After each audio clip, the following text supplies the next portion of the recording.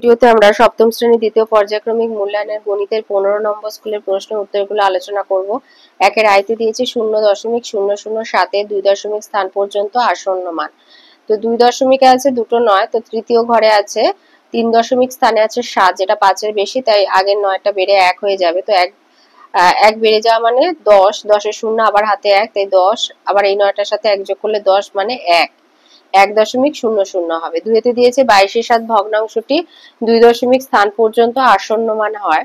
তো 22/7, এটাকে 22কে এবার 7 দিয়ে ভাগ করব, 3 7 21, 1 নামলো, দশমিক বসিয়ে শূন্য বসালাম। দশমিক বসানোর এবার কোনো নিয়ম হয় না, তো যে দশমিক বসে গেলে তারপরে নিয়মটা শুরু হয়। তো এই যে দশমিক বসিয়েছি তার জন্য আমি প্রত্যেক ধাপে একটা করে শূন্য পাবো। তো শূন্য নিলাম, তো 7 1 7, 3, আবার শূন্য পেলাম, 4 7 28, 2 20, তাহলে 7 2 14, 6, তাহলে 3.14। 3 বলেছে a plus b whole square minus a minus b whole square সমান 4ab এর সাহায্যে x প্লাস y সমান 12 আর x মাইনাস y সমান 8, তখন xy এর মান কত? তো এই আকারে আমরা এটাকে লিখলাম x plus y whole square minus x minus y whole square সমান 4xy, বা 4xy সমান এটাকে ঘুরিয়ে লিখলাম। তাহলে আমাদের x প্লাস y বলেছে 12, 12 স্কয়ার, আর x মাইনাস y মানে 8, 8 স্কয়ার, তাহলে 12 স্কয়ার 144, আর 8 স্কয়ার মানে 64, তাহলে 144 থেকে 64 বিয়োগ করলে হয় 80। তাহলে শুধু xy মানে 80/40 সমান 20, তাহলে xy এর ভ্যালু হচ্ছে 20। দিয়ে দাগের অ্যান্সারটা 4 বলেছে x plus 7 whole square plus x square plus 14x plus k square হলে k এর মান কত হবে? তো x প্লাস 7 হোল স্কয়ার কে এই আকারে লিখবে x স্কয়ার প্লাস 14x, মানে দুইটাতে এমনি আসে, 7 আর 2 গুণ করলে 14, আর x এর সাথে গুণ করলে 14x প্লাস 7 স্কয়ার মানে 49। এবার x স্কয়ার কেটে যাচ্ছে, 14x কেটে যাচ্ছে, তাহলে k সমান 49। বিয়ের দাগের অ্যান্সারটা 5 বলেছে বর্গমূল না করে কোন সংখ্যাটি পূর্ণবর্গ লেখো 1.44।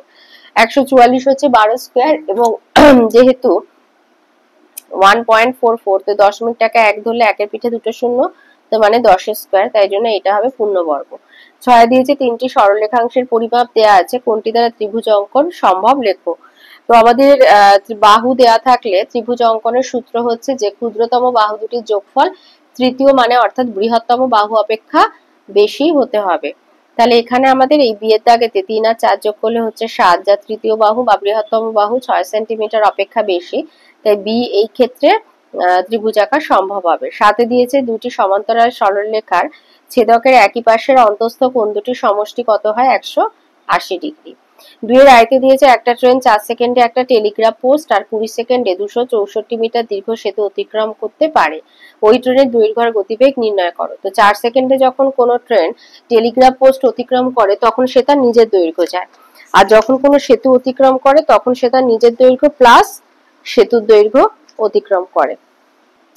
তো 20 সেকেন্ডে যাচ্ছে 264 মিটার প্লাস ট্রেনের দৈর্ঘ্য, আর 4 সেকেন্ডে যাচ্ছে শুধু ট্রেনের দৈর্ঘ্য। তাহলে বিয়োগ করে পাই 20 থেকে 4 বিয়োগ হলে হবে 16, 16 সেকেন্ডে যাচ্ছে 264 মিটার, তাহলে 1 সেকেন্ডে যাচ্ছে 264/16 মানে 16.5 মিটার, আর 3600 সেকেন্ডে যাচ্ছে 16.5 গুণ 3600, এটা যেহেতু মিটারে আছে তাই 1000 দিয়ে ভাগ করে কিলোমিটারে নিয়ে যাওয়া হলো, তো হচ্ছে 59.4 কিলোমিটার পার ঘন্টা হলো গতিবেগ। এবার 1 সেকেন্ডে যাচ্ছে 16.5 মিটার, 4 সেকেন্ডে যাচ্ছে 16.5 গুণ 4 মানে 66 মিটার, তাহলে ট্রেনের গতিবেগ 59.4 কিলোমিটার পার ঘন্টা, আর ট্রেনের দৈর্ঘ্য হচ্ছে 66 মিটার। 2 বলেছে 250 মিটার লম্বা একটা সেতু অতিক্রম করতে 150 মিটার লম্বা একটা ট্রেনের 30 সেকেন্ড সময় লাগলো। তাহলে ট্রেনের দৈর্ঘ্য 150 মিটার, আর যখন সে 250 মিটার সেতুটা অতিক্রম করছে তখন সে যাচ্ছে 250 প্লাস 150 মিটার সমান দূরত্ব। এবার বলেছে ওই ট্রেনের 130 মিটার লম্বা একটা প্ল্যাটফর্ম অতিক্রম করতে কত সময় লাগে। তো 130 মিটার প্ল্যাটফর্ম সে যাবে, তখন সে মোট দূরত্ব যাবে 130 প্লাস 150 মিটার দূরত্ব যাবে। তাহলে এটাকে আমরা ছকের আকারে সাজিয়ে নেব।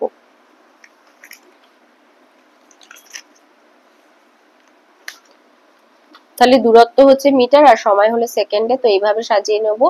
250 প্লাস 150 400 মিটার যাচ্ছে 30 সেকেন্ডে, আর 130 প্লাস 150 280 মিটার যাচ্ছে 1 সেকেন্ডে। তো দূরত্ব আর সময় হচ্ছে সরল সম্পর্ক, তো এটাকে সমানুপাতের আকারে সাজিয়ে নিলাম। তাহলে x সমান 280 গুণ 30/400, তো কাটাকুটি করলে হবে 21 সেকেন্ড সময় লাগবে। তিরেতে দিয়েছে একটি বর্গক্ষেত্রের ক্ষেত্রফল 32.49 বর্গ সেমি। বর্গক্ষেত্রটির একটি বাহুর দৈর্ঘ্য নির্ণয় করো। তো বর্গক্ষেত্রের ক্ষেত্রফল বলে দিলে সেখান থেকে বাহুর দৈর্ঘ্য নির্ণয় করতে গেলে ক্ষেত্রফলের বর্গমূল বের করতে হয়।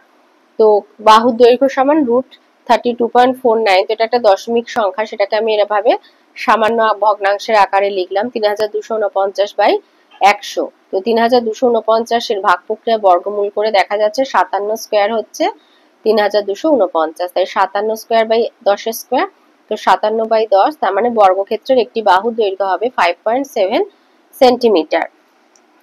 আচ্ছা, 4 দিয়েছে আমার ছোট কাকা বাড়ি থেকে মোটরসাইকেলে 5 লাই গিয়ে 1 ঘন্টায় কাজ সেরে বাড়ি ফিরে এলেন। এতে তার মোট 3 ঘন্টা 30 মিনিট সময় লাগলো। যদি যাতায়াতে মোটরসাইকেলের গতিবেগ ঘন্টায় 40 কিলোমিটার হয়, বাড়ি থেকে 5 লাই দূরত্ব কত ছিল? তাহলে মোট সময় লেগেছে 3 ঘন্টা 30, তো সেখানে 1 ঘন্টা কাজ করেছে, তার মানে মাইনাস করলে 2 ঘন্টা 30 মিনিট। তো 2 ঘন্টা 30 মিনিটকে আমি যদি মিনিটে নিয়ে যাই 150 মিনিট। তাহলে গেছে এসেছে, একবার গেছে একবার এসেছে, তাহলে দুবার, তাহলে 5 বাড়ি থেকে 5 লা যেতে সময় লাগে 150/2 মানে 75 মিনিট। তাহলে সময় মিনিট, দূরত্ব হচ্ছে কিলোমিটার, তাহলে 1 ঘন্টা 60 মিনিটে যাচ্ছে 40 কিলোমিটার, 75 মিনিটে যাবে x কিলোমিটার। তো সরল সম্পর্ক সময় আর দূরত্ব, তো 60:75 সমানুপাত 40:100। তো x সমান 75 গুণ 40/60, কাটাকুটি করে হচ্ছে এই 0 0 কেটে গেল, 2 দিয়ে কেটে এটা 2, এটা 3, আর 75 কে 3 দিয়ে কেটে 25, 25 দুগুণে 50 কিলোমিটার। তাহলে বাড়ি থেকে 5 লাখ দূরত্ব 50 কিলোমিটার। 5 এ দিয়েছে একটি আয়তাকার হল ঘরের দৈর্ঘ্য 25 মিটার, প্রস্থ 16 মিটার। ঘরটির মেঝে বাঁধাতে 2 ডেসিমিটার বাহু বিশিষ্ট কয়টি বর্গক্ষেত্রাকার টালি লাগবে? তো হল ঘরের মেঝের ক্ষেত্রফল হচ্ছে 15 গুণ 16 বর্গ মিটার, তো 15 আর 16 গুণ করলে হচ্ছে 400 বর্গ মিটার। এবার একটি টালির একটি বাহুর দৈর্ঘ্য 2 ডেসিমিটার মানে 0.2 মিটার, তাহলে একটা টালির ক্ষেত্রফল 0.2 হোল স্কয়ার বর্গ মিটার মানে 0.04 বর্গ মিটার। তাহলে টালি লাগবে 400 ভাজিতক 0.04, তাহলে 400 ভাজিতক 4 এর 100, তো 400 গুণ 100/4, তো কাটাকুটি করলে হবে 10,000টি টালি লাগবে। 3 এর আয়তে দিয়েছে সূত্রের সাহায্যে সরল করতে বলেছে 3a plus 2b whole square minus 2 into 3a plus 2b into a plus 2b plus a plus 2b whole square। তো সূত্র সাহায্যে মানে এখানে কোন সূত্র নেব? এখানে যেহেতু আমাদের মাইনাস আছে, তো আমরা এখানে a minus b whole square এই সূত্রের দ্বারা যাব। তো এখানে a ধরো এইটা, এটা হচ্ছে b, তাহলে 3a plus 2b minus a plus 2b whole square। তো বাইরে বের করলে 3a plus 2b minus a minus 2b, 2b কেটে যাচ্ছে, এটা যেহেতু প্লাস এটা মাইনাস, তাহলে 3a থেকে a মাইনাস করলে হবে 2a স্কয়ার মানে 4a স্কয়ার অ্যান্সার হবে। 3 এর 2 এতে বলেছে 2x minus 1/x সমান 4 হলে x square plus 1/4x square এর মান নির্ণয় করো। 2x minus 1/x সমান 4, তো উভয় পক্ষকে 2 দ্বারা ভাগ করলে পাবো x minus 1/2x সমান 2। এবার উভয় পক্ষকে বর্গ করে পাই x minus 1/2x whole square সমান 2 স্কয়ার, তো x square minus 2 into x into 1/2x plus 1/2x whole square সমান 4। তো 2x কেটে যাচ্ছে, এখানে থাকছে -1, তাহলে x স্কয়ার আর এখান থেকে 1/4x স্কয়ার পাচ্ছি, তাহলে x square plus 1/4x square, এখানে যে -1টা বাঁ দিকে ছিল ডান দিকে গিয়ে প্লাস হয়ে গেল, তাহলে 4 + 1 = 5, তাহলে x square plus 1/4x square সমান 5। ওর সাথে অথবাতে বলেছে 5x plus 1/x সমান 6 হলে প্রমাণ করতে হবে 25x square plus 1/x square সমান হচ্ছে 26। তো 5x plus 1/x সমান 6, এবার উভয় পক্ষকে বর্গ করে পাই 5x plus 1/6 হোল স্কয়ার সমান 6 স্কয়ার, তাহলে 5x square plus 2 into 5x into 1/x plus 1/x whole square সমান 36, x কেটে যাচ্ছে, তাহলে এখানে থাকছে প্লাস 10, 5 দুগুণে 10, তাহলে এই প্লাস 10 কে বাঁ দিক থেকে ডান দিকে নিয়ে গেলে মাইনাস হয়ে যাবে, তাহলে 25x square plus 1/x square সমান 36 minus 10 সমান 26, এটা প্রমাণিত।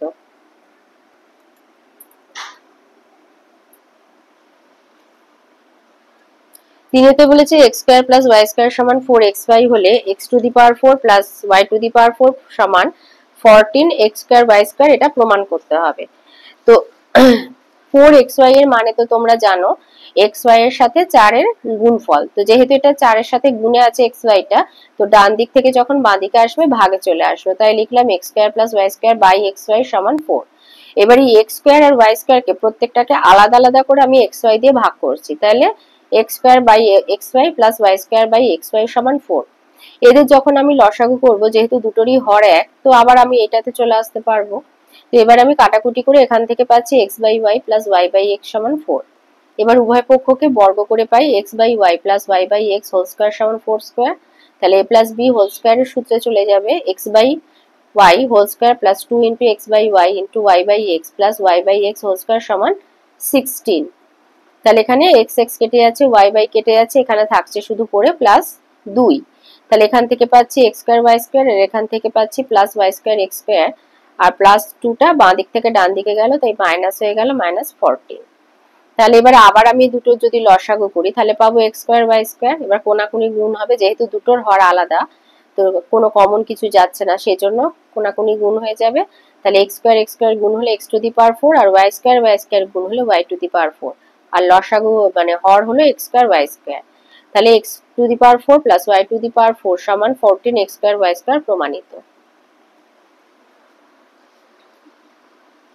ওর সাথে অথবাতে বলেছে এ বাই বি সমান বি বাই এ প্লাস 3/2 হলে square by B square plus B square by A square এর মান নির্ণয় করো।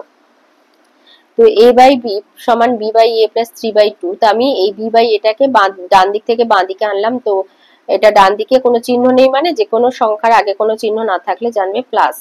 এটা তাই বাঁ দিকে যখন আসলো তখন মাইনাস হয়ে গেল, তাই a by b minus b by a সমান 3/2 হলো। এবার উভয় পক্ষকে বর্গ করে পাই a by b minus b by A whole square সমান 3/2 হোল স্কোয়ার। তাহলে a by b whole square minus 2 into a by b into b by A plus b by A whole square সমান 9/4। এ কেটে গেল, B কেটে গেল, পড়ে থাকলো শুধু -2। তো আরেকবার লিখে নিলাম a square by B square plus B square by A square -2 সমান 9/4। তাহলে শুধু a square by B square plus B square by A square সমান 9/4 প্লাস 2, তো যোগ করলে 17/4 মানে 4 পূর্ণ 1/4। 4 দিয়েছে a square plus 1 by A square minus 3 কে দুটি বর্গের অন্তরূপে প্রকাশ করো, মানে a square minus b square এর আকারে নিয়ে যেতে হবে। এটা খুব ছোট্ট একটা অঙ্ক। তো 3 কে আমি ভেঙে নেব -2 -1 করে।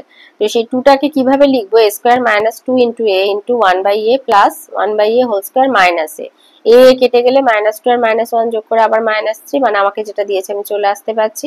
তো এইভাবে লেখার ফলে আমরা একটা অভেদে চলে গেলাম এইটুখানি থেকে, যে a minus 1 by A whole square minus 1 square. তো এই হয়ে গেল বর্গের অন্তররূপে, দুটি বর্গের অন্তররূপে প্রকাশ করা হলো।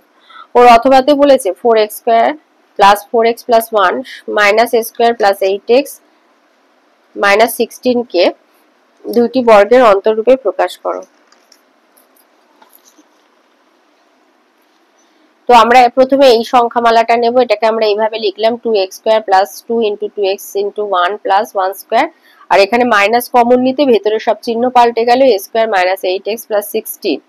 তো এখান থেকে আমরা পাচ্ছি 2x প্লাস 1 হোল স্কোয়ার, আর এখান থেকে পাচ্ছি minus a minus 4 whole square. তো এই দুটি বর্গের অন্তররূপে প্রকাশ হয়ে গেল। 4 আসি, 4 আয়তে বলেছে স্কেল এবং পেন্সিল কম্পাসের সাহায্যে এবিসি একটা ত্রিভুজ আঁকতে বলেছে, যার এবি হচ্ছে 4 সেন্টিমিটার, বিসি হচ্ছে 6 সেন্টিমিটার, আর বি কোণ হবে 45 ডিগ্রি। তো আমরা যদি একটা খসড়া এঁকে নিই যে মোটামুটি কিরকম হবে আমাদের ত্রিভুজটা, তো আমাদের ধরো বি কোণ বলেছে 45 ডিগ্রি। এটাকে যদি আমরা বি কোণ করি তাহলে এখানে আমাদের 45 ডিগ্রি কোণ আঁকতে হবে, 90 ডিগ্রির অর্ধেক, তাহলে এটা হচ্ছে 6 সেন্টিমিটার। আর এ বি তার মানে এটা হবে 4 সেমি। তাহলে এখানে আমরা পেয়ে যাব একটা এ বিন্দু, এবার এ আর সি এরকম ভাবে আমরা জুড়ে দেবো, আর এখানে হচ্ছে 45 ডিগ্রি। তো প্রথমে 4 সেমি আর 6 সেমি মাপে দুটো সরলরেখা টেনে নেব। তো এইভাবে আমরা সরলরেখাংশ দুটো টেনে নিয়েছি। এবার যে কোনো মাপের একটা সরলরেখাংশ কেটে প্রথমে বি আর সি মাপটা নিয়ে বি আর সি এর মাপ নিয়ে আমরা বি বিন্দু আর সি বিন্দুটা পাওয়ার জন্য বি আর সি এর মাপটা নিয়ে আমরা ওই রেখাংশটা কেটে নেব। এইভাবে মাপ নেবে, নিয়ে এখানে কাঁটা বসিয়ে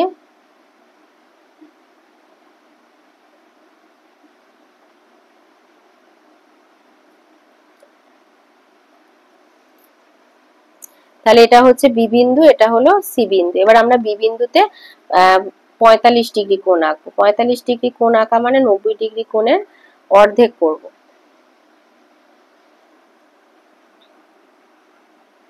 এই 60, এই 120, তো 120 আর 60 এর মাঝে হচ্ছে তোমার 60 ডিগ্রি কোণ, সেটাকে হাফ করে নিলেই 30 ডিগ্রি। তো 30 ডিগ্রি আর এদিকে 60 আর 30 যোগ করে এই হলো আমাদের 90 ডিগ্রি কোণ। এই আমাদের 90 ডিগ্রি হলো, আমাদের 90 ডিগ্রি চাই না, আমরা করব 45 ডিগ্রি কোণ। তাই আবার এই মাপটা নেব, এই মাপটা নেব।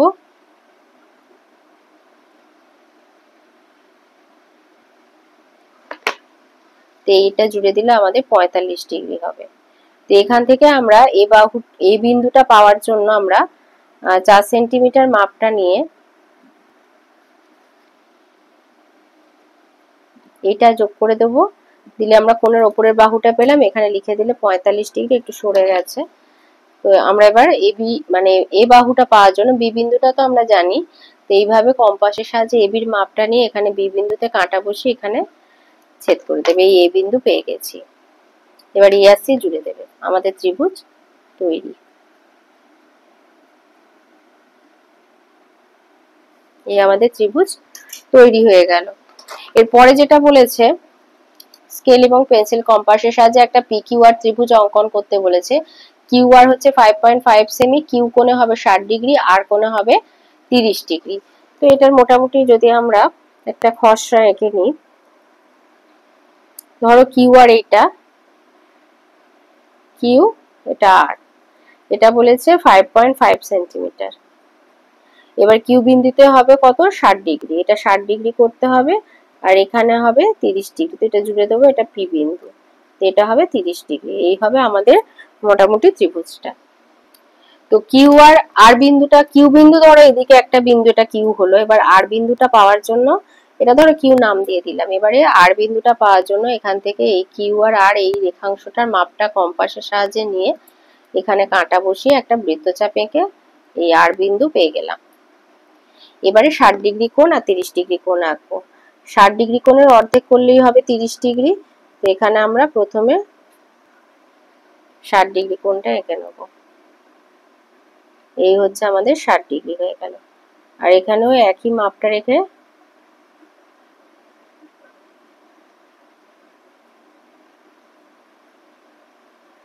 এই 60 ডিগ্রি করব। এই 60 ডিগ্রিকে সমদ্বিখণ্ডিত করে দিলেই আমাদের হয়ে যাবে 30 ডিগ্রি।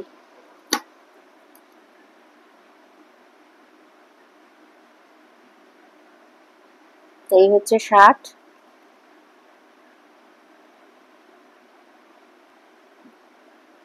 আর এই হচ্ছে 30। তাহলে এটা আমরা পি বিন্দু পেয়ে গেলাম। তাহলে এখানে লিখে দেবে এটা 60 ডিগ্রি, এটা 30 ডিগ্রি। আমাদের আঁকা কমপ্লিট। আচ্ছা, 3-এতে বলেছে আর একটা পি কিউ আর ত্রিভুজ আঁকতে বলেছে, যার পি কিউ হচ্ছে 4 সেমি, কিউ আর হচ্ছে 3 সেমি, আর কিউ কোণ হবে 90 ডিগ্রি। পি আর এর দৈর্ঘ্য স্কেলের সাহায্যে পরিমাপ করে লেখো। তো এর আঁকাটা কিরকম হবে আমরা একটু এঁকে নিই। আমাদের এখানে কিউ কোণটা বলেছে 90 ডিগ্রি। তো এখানে ধরো, এটা ধরো কিউ বিন্দু, তো এখানে আমাদের 90 ডিগ্রি একটা হবে, এখানে একটা 90 ডিগ্রি কোণ হবে। আর কিউ কিউ পি ধরো এটা হচ্ছে আমাদের 4 সেমি, পি এটা 4 সেমি, আর এটা হচ্ছে কিউ আর, এটা হলো, এটা ছোট করে দিই 3 সেমি, এটা হচ্ছে আর, কিউ আর। এবার এই পি কিউটা পি আর আমরা জুড়ে দিচ্ছি এখান থেকে, এটা একটু বেঁকে গেল। তো এইটার আমাদের দৈর্ঘ্যটা বার করতে হবে। তাহলে আমরা প্রথমে 3 সেমি আর 4 সেমি মাপের রেখাংশটা এঁকে নিই। তো এইভাবে 3 সেমি আর 4 সেমি মাপে দুটো রেখাংশ কেটে নিয়েছি। আর এখানে একটা যে কোনো মাপের, এটার কোনো নির্দিষ্ট দৈর্ঘ্য নেই, আমরা কেটে এখানে আমরা কিউ বিন্দুটা লিখে রেখেছি। তো এবার আমরা আমাদের যেরকম খসড়া এঁকেছি, তো সেই অনুযায়ী আমরা নিচের বাহুটা 4 সেন্টিমিটার, ভূমিটা 4 সেন্টিমিটার কম্পাসের সাহায্যে এইভাবে মাপ নিয়ে এখানে কাঁটা বসিয়ে কেটে নেবো। নিলে আমরা পি বিন্দুটা পেয়ে গেলাম। তাহলে এটা হচ্ছে পি। এবার এখানে আমাদের কিউ বিন্দুতে আমাদের 90 ডিগ্রি কোণটা এঁকে নেব।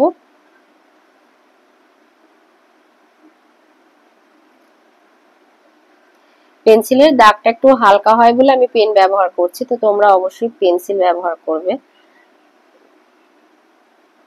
আমি কেন পেন ব্যবহার করছি বললাম, তো তোমরা আমার মতো আবার পেন ব্যবহার করো না।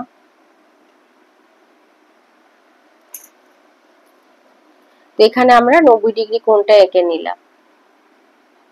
তো এই ধরো আমাদের 90 ডিগ্রি কোণ হয়ে গেল কিউ বিন্দুতে। আর একটা আমাদের শর্ত পূরণ হয়ে গেল। এবার আমরা আর বিন্দুটা পাওয়ার জন্য এই 3 সেন্টিমিটারের মাপটাকে নেব। 3 সেন্টিমিটারের এই মাপটাকে নিয়ে এখানে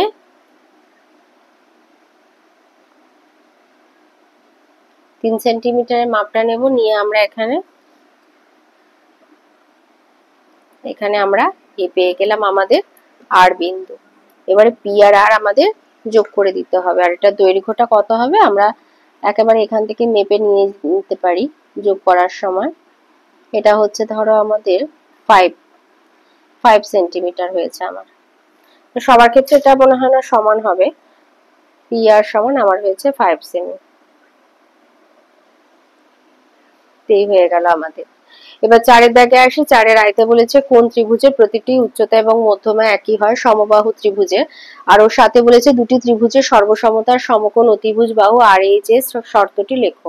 আচ্ছা, এটা আছে তোমাদের বইয়ের 126 পাতায়, 1 to 6 পেজে রয়েছে এটা। তোমাদের এটার জন্য দিচ্ছে ধরো এটা 2 নাম্বারের জন্য। তা শুধু তাহলে তোমাদের এইটা পুরোটা লিখে এর সাথে ছবি দুটো যেরকম আছে এঁকে দিতে হবে যে একটি সমকোণী ত্রিভুজের অতিভুজের দৈর্ঘ্য এবং একটি বাহুর দৈর্ঘ্য অপর একটি সমকোণী ত্রিভুজের অতিভুজের দৈর্ঘ্য একটি বাহুর দৈর্ঘ্য সমান হলে তাকে আমরা সমকোণ অতিভুজ বাহু বা আর এইচ এর শর্ত বলবো। এই 4 দাগের আইভি এই পয়েন্টটা পুরোটা যেভাবে এরকম আছে লিখবে, তার সাথে এই ছবি দুটো দিয়ে দিতে হবে।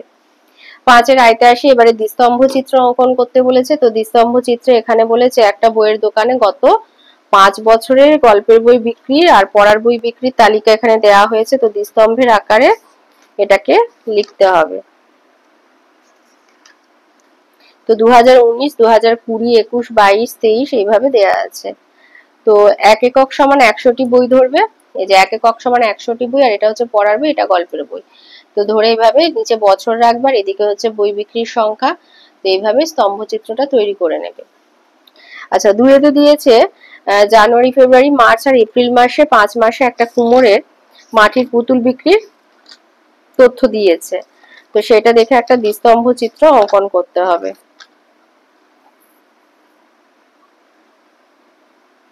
আচ্ছা, এখানে দেখো জানুয়ারি, ফেব্রুয়ারি, মার্চ, এপ্রিল, মে দিয়েছে। আর এখানে এমনি মার্চ, এপ্রিল, মে, জানুয়ারি, ফেব্রুয়ারি, মার্চ, এপ্রিল, মে। এখানে মার্চ, এপ্রিল, মে, জুন, জুলাই। তো মাসগুলোর নাম একটু পাল্টে নেবে।